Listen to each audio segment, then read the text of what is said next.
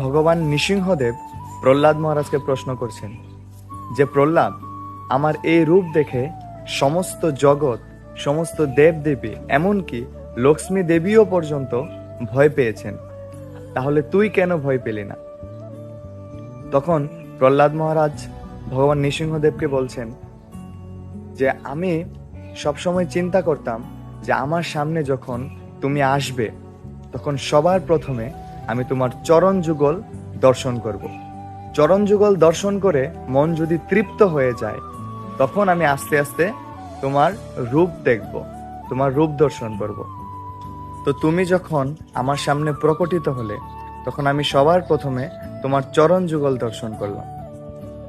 আমি এখন পর্যন্ত তোমার চরণ যুগল দর্শন করে তৃপ্ত হতে পারলাম না, না জানি তোমার রূপ কতই সুন্দর। তো প্রহ্লাদ মহারাজ কত সুন্দরভাবে ভগবানকে ব্যাখ্যা দিলেন। হরে কৃষ্ণ।